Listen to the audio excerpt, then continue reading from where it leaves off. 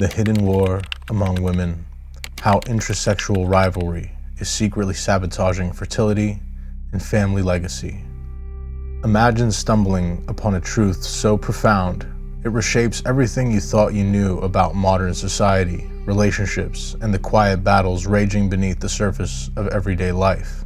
You've been led to believe that the push for endless careers, delayed motherhood, and ideologies shaming traditional roles are all about empowerment and progress.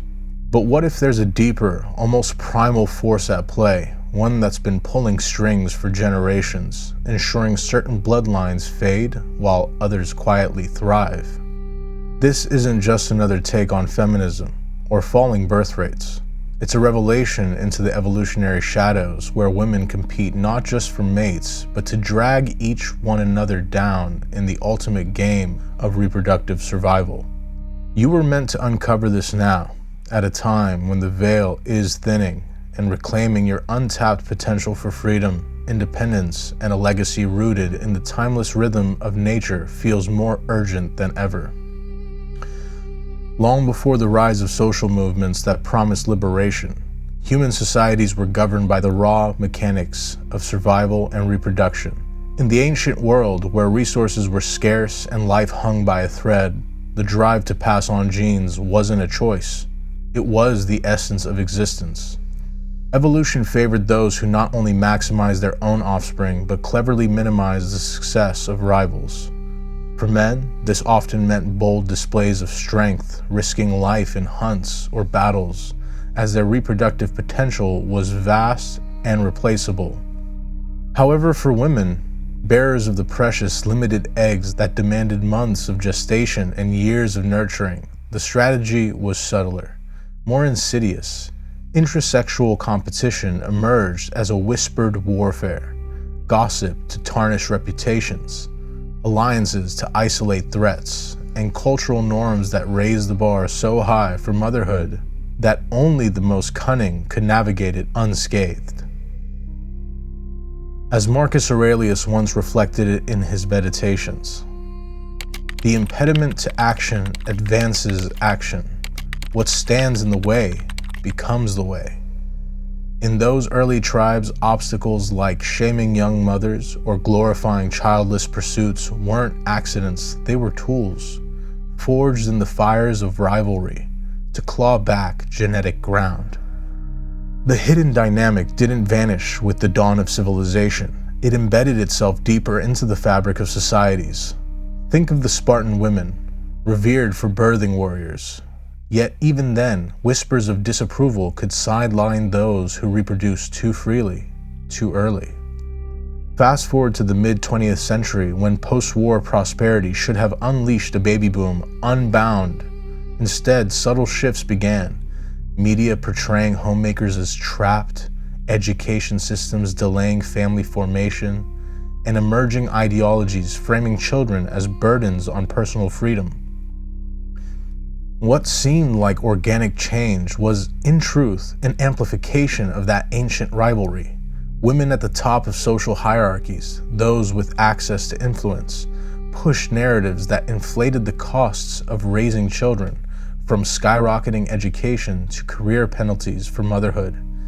By convincing peers to postpone or forego families, they leveled the playing field, ensuring their own lineages gained relative advantage.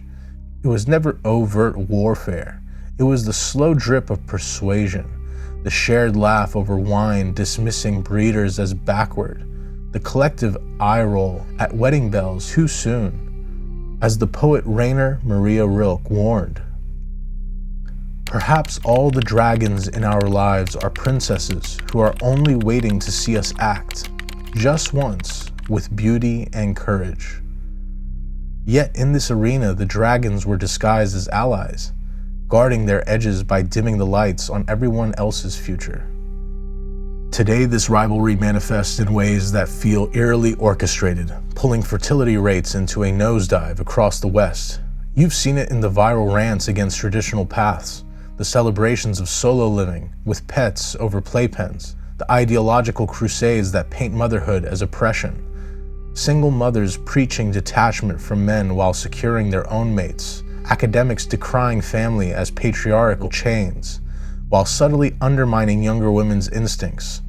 It's in the everyday discourse, the friend who mocks your desire for kids as quote-unquote settling, the online echo chambers amplifying child-free manifestos, and now, with the recent political shifts, like the surge in women seeking permanent sterilization following election outcomes that heightened fears over reproductive controls. This form of protest echoes the ultimate act of self-sabotage, manipulated into performance under the guise of defiance. In this landscape, artificial intelligence looms as a double-edged sword. Soon, AI-driven algorithms could amplify these narratives, curating feeds that isolate women further into echo bubbles of delayed dreams, or perhaps predict and personalize suppression tactics with chilling precision. But here's the untapped truth you've been searching for. The solution lies in reclaiming the sovereign paths trod by our ancestors, those who built empires on family bonds and self-reliant homesteads. As Carl Jung observed, your vision will become clear only when you can look into your own heart. Who looks outside, dreams. Who looks inside, awakes. Awaken to selective alliances, step away from the rivalry's grip, plant roots in fertile soil, literal and metaphorical, and build the independent legacy that evolution intended.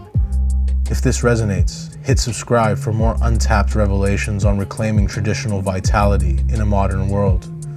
Like, comment your thoughts below. What hidden rivalry have you spotted? Together, we're reviving the untapped path to true independence. Stay sovereign and live deliberately.